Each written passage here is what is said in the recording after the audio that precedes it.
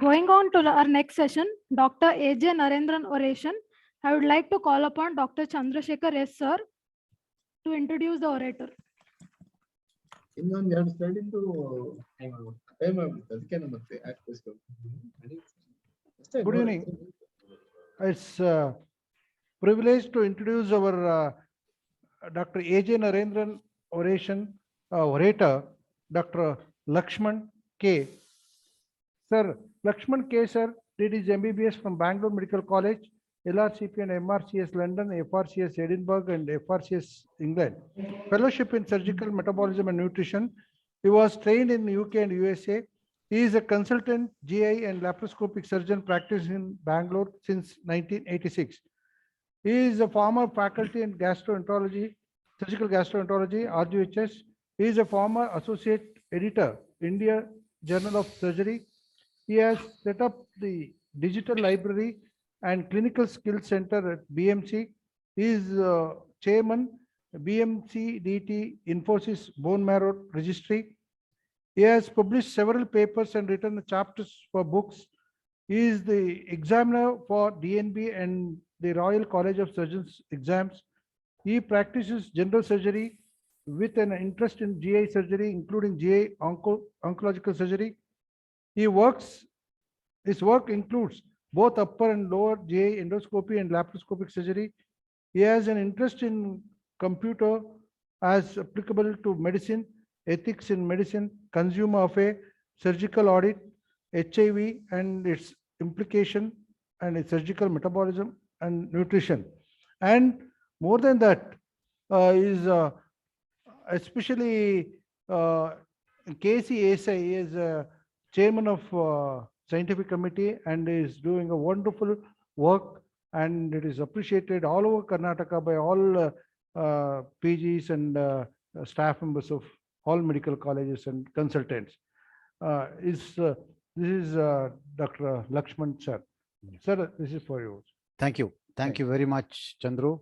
Screen manager, could you please go to the first slide? And my sincere request, do not change until I ask you to change, please. Okay.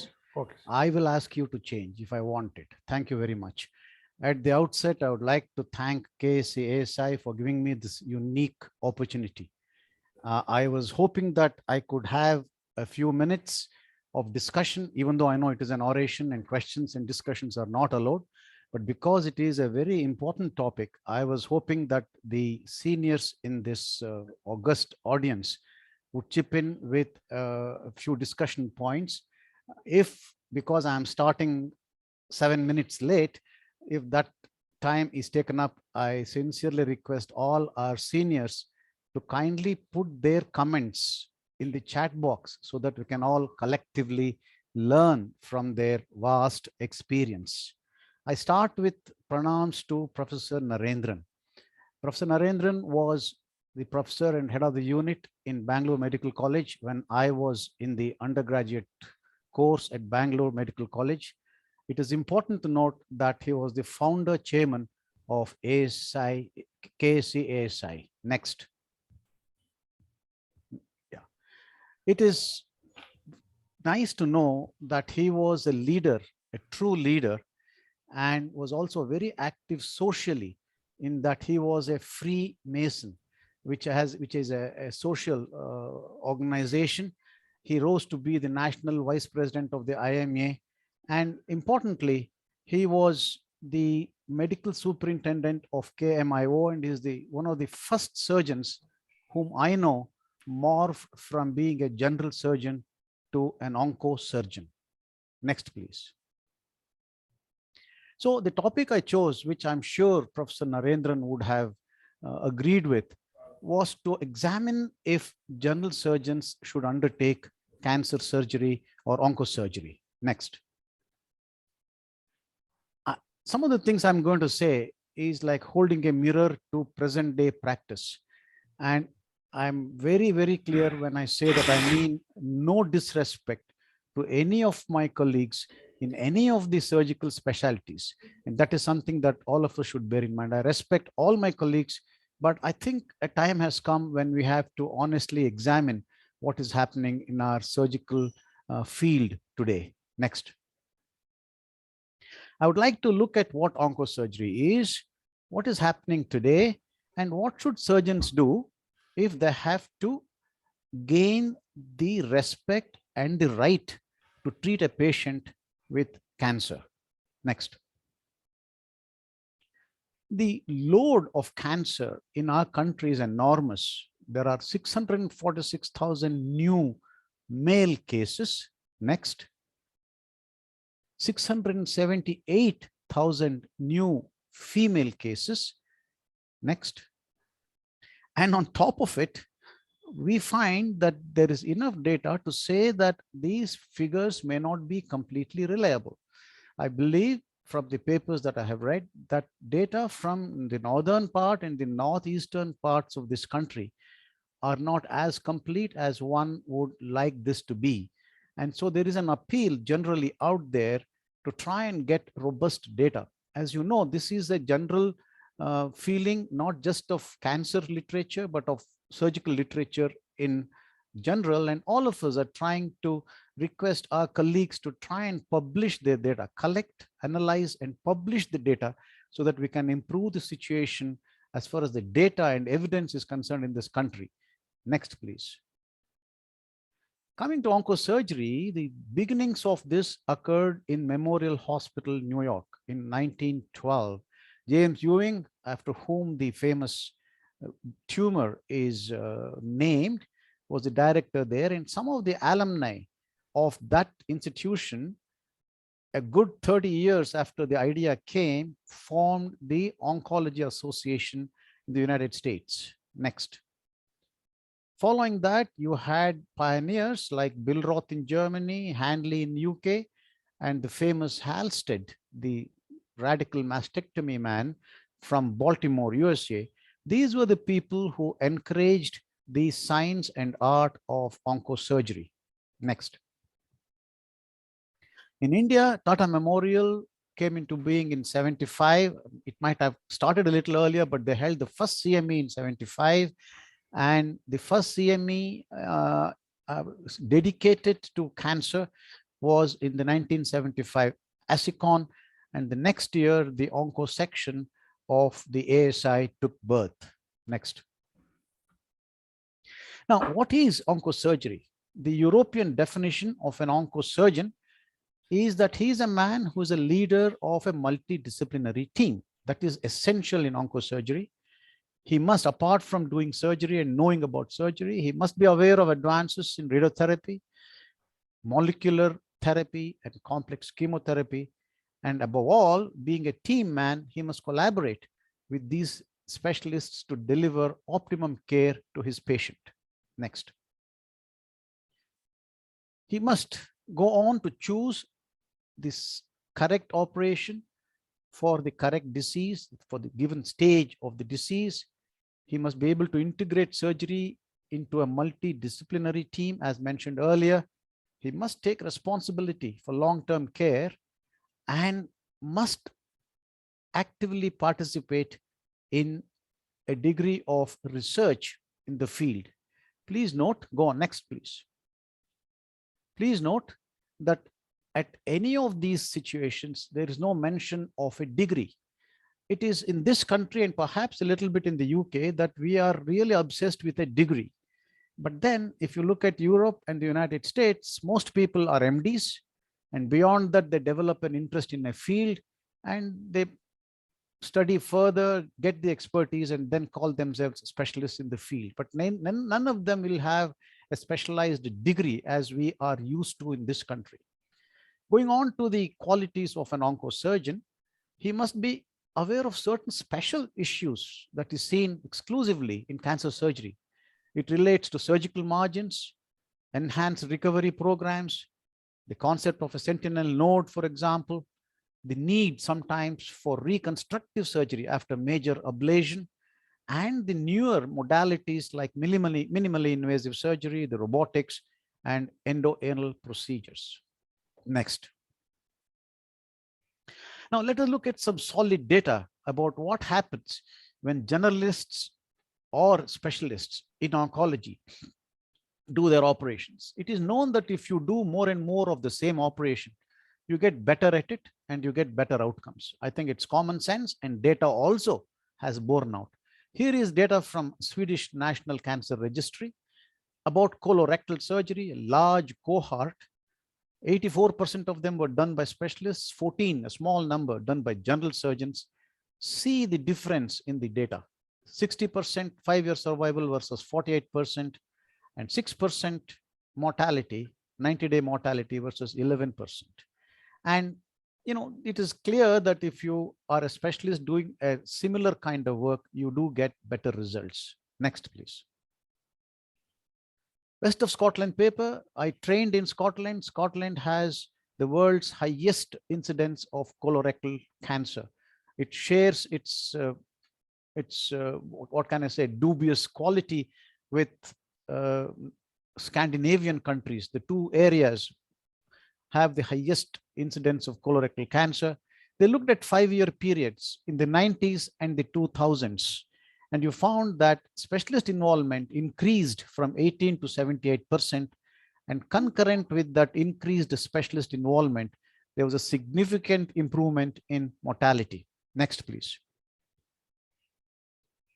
Now, contrasted to this, note that something which is even more advanced, if you want to call it that, laparoscopic colon resections in a community hospital in colorectal in Canada. It is, none of them are oncologists, but they are general surgeons doing laparoscopic surgery. They had data, conversion, mortality, and morbidity completely comparable to academic centers. What can we infer from this? What you really need more than a degree is the proper training and the proper approach.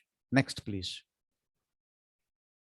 Now, similarly, in thyroid disease, a paper from the United States, head and neck surgeons and general surgeons operating on thyroid cancer, they found that there is no difference in terms of outcomes, in terms of blood loss, incidence of hypocalcemia, or recurrent laryngeal nerve damage. But yes, the HNS surgeons, the head and neck surgeons, tended to do more total thyroidectomies and sent more nodes for examination. These are also indices of completeness of an operation, but clearly stated was the fact that there was no real change in the outcomes. Next one, please. Now, again, reiterating the fact that if you do more of the same thing, you get better, is this excellent paper from Tata Memorial, Shailesh Shrikande, with a huge number of pancreatic duodenectomies. And as you can see from this data, these outcomes are really practically unmatched. But is it possible, practical, to have several such centers, several such people in a given country? It is a little difficult, but what is important is that they have done the right thing by training several surgeons in that center of excellence. Next, please. Very interesting paper. Is it the training only that is important, or is it the experience also that matters?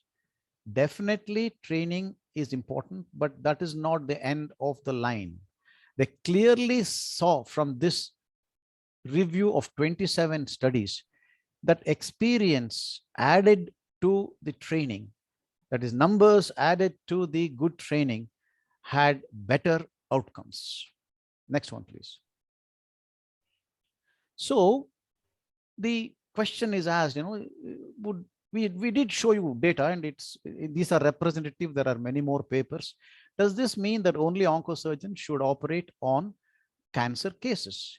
Now, it's very clearly mentioned and generally thought, and this in fact was echoed in the recent ASI conference last December as well, that these outcome results should not be interpreted to say that all cancer should be treated only by specialists, cancer specialists. Next.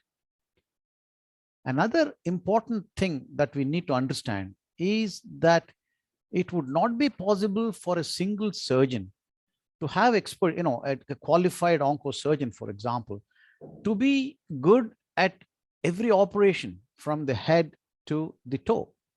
So what is next one, please? What is very important is that for the development of even a specialty like oncosurgery, it is important that you should be organ specific or region specific, so that you focus on a certain region, do your operations in that region and get better at it. Next, please. Again, I quote from the IJS. One of the editorials there in 2009 mentioned that the need of the hour is to have a trained surgical oncologist at every district level. Now, one has to question very humbly, is it a practical solution or is it a practical suggestion? Next one, please.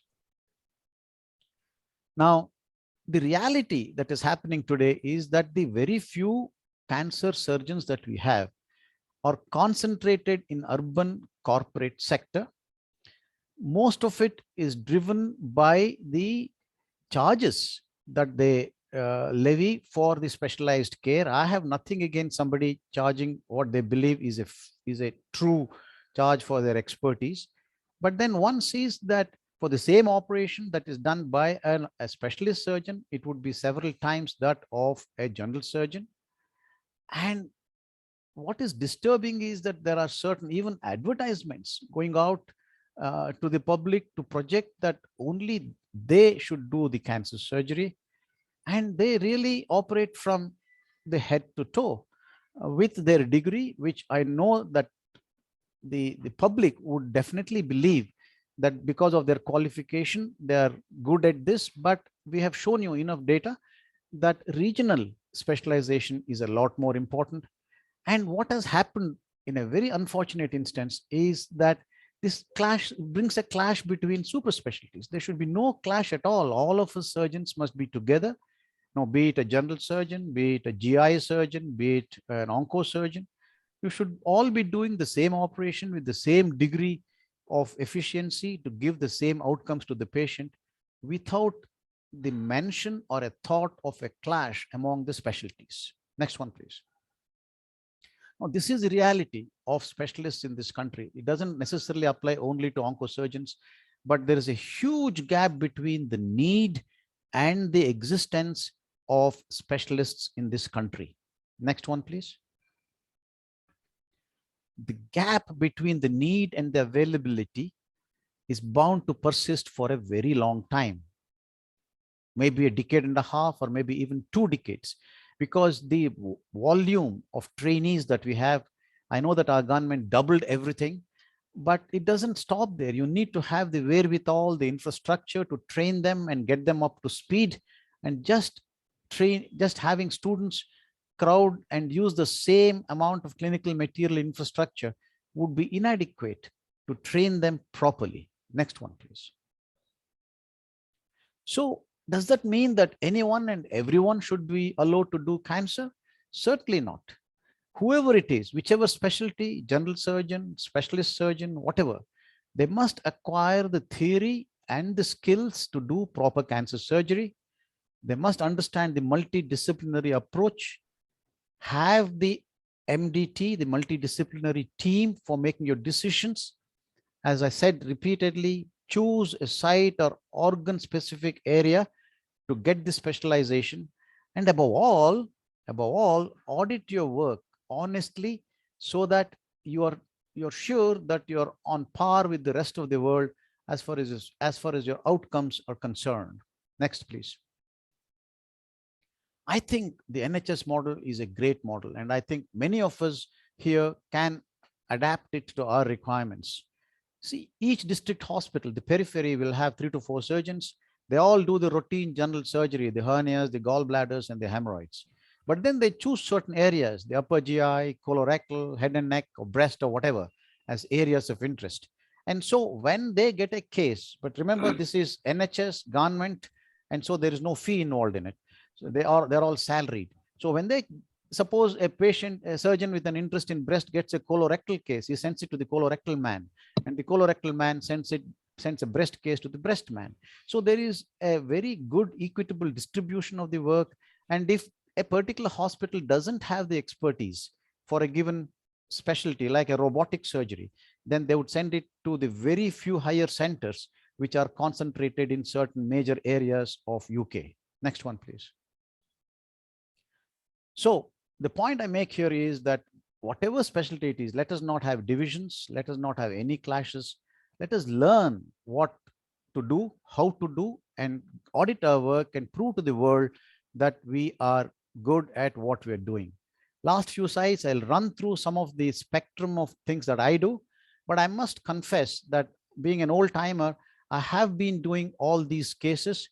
And so I'm not as much of a regional person as I would have been had I been a later trainee.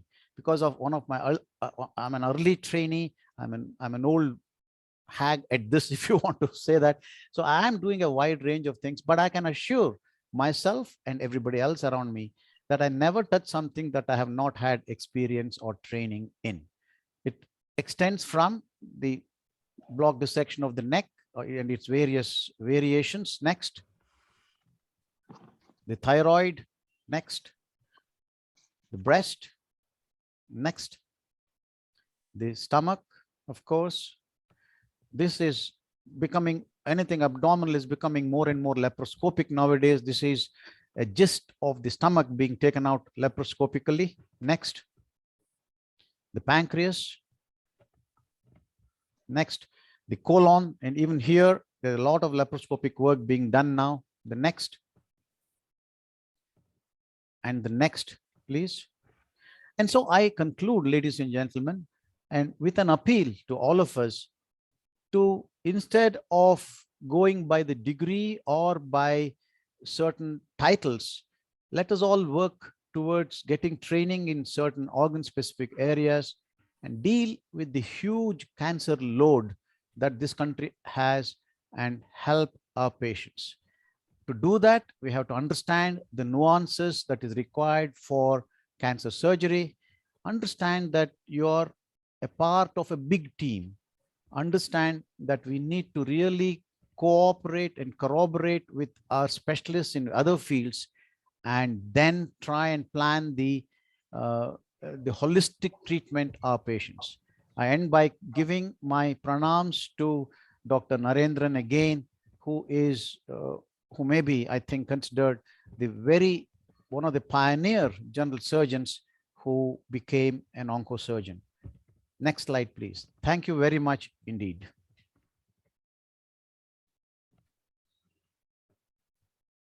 Thank you, sir. Dr. Vijay Kumar, sir, oncosurgeon and Vice Chancellor of Inapoya University, is there in the as a chairperson. Sir, please, few words. Thank you very much for giving me an opportunity to be the chairperson, and I enjoyed Dr. Lakshman's talk, and I should say I really enjoyed it. And what is happening now is already what he is thinking should happen is already happening already. What I mean is the organ specific is already taken up and it is going on, and even at the individual levels, college levels, institutions levels, and even at NMC level, it has happened. For example, head and neck has come out as a separate specialty. Gynae oncology has come out as a separate specialty. And as he said in the beginning, even the degrees are given there. And the urologists who are not showing so much interest now, they are separately doing as uro-oncology. So, and GI oncology, of course, and breast is coming out. So I think it is time that we divide is one side, but it is already happening is the second time. That one important comment I would make is that the person who is a trainee today should decide not only what to choose, but he should decide that he should become skillful. He should have the skill and the competence of both knowledge and skill. Then only he is going to survive. Degrees is not going to help. I fully agree. There are enough qualified people who are semi-skilled or unskilled. I very critically talk about like that. On the other side, there are very highly skillful people and underqualified or not qualified because of our various systems which are beyond our control. But I enjoyed Dr. Lakshman's thought-provoking talk, and thank you once again, KCSI, for giving me an opportunity. Thank you very much, sir. Sir, excellent oration, Dr. Lakshman, as usual. Thank you very much. Any still few more minutes, seniors can give their observations or suggestions. Though it is oration, Dr. Lakshman is magnanimous enough to ask for suggestions and observations. Usually, we don't allow any questions or observations in oration talks. Can I say something, Dr. Arvind Patel? Please, Shanai. I agree fully the views expressed by Lakshman, and also India is such a very large country that if everybody says that every CFNest or something should go to an oncologist and something, that probably is not the answer. What is the answer is, as he has already rightly pointed out, skills and experience and whatever training program, if that person should have, rather than that I would like to do this. I think that is a message is conveyed very clear. Thank you. Arvind, can I chip in? Arvind? Yes, sir. Yes, please. Dr. Siddesh. I think it's a very good topic what Lakshman has chosen. We have all gone through these crossroads, working in an institute as well as outside now. I would take it like this. I have seen plenty of surgeons who claim that they are continuing to do oncosurgery because of their basic work, the fact that they have been practicing for last many years, but I find that they are inadequate. I'm sorry to say, so the lymphatic clearance, if you look at the clear-cut goals of the oncological clearance and the principles of oncosurgery, they are not being met with. I think the problem is with that there has not been a further advance in the training of these surgeons who have been practicing for 20 years. So experience is not a criterion to say that they can continue doing. Unless you go through a revision of your training, a contemporary skill, unless you get advanced to that particular level, I don't think just because you got a degree, you can practice oncosurgery. That is where what Vijay Kumar was telling, we need to get training. I think Lakshman also told the same thing. See, when I started doing laparoscopic colorectal, I felt I have deficiencies. I had to go through again, revisit, get myself adequate training. In fact, I spent from my pocket to go to Korea. I spent about a week there and then observed in a very high volume center for a week. And I felt really the way they do the lymphatic clearance, even laparoscopically, is much better than even open surgery what we achieve. So that is the level, if you can reach and you feel confident, definitely anybody, whether you have an oncosurgery degree or not, one can feel confident and go ahead that you should feel justified in doing a oncological surgery. So that is what the same message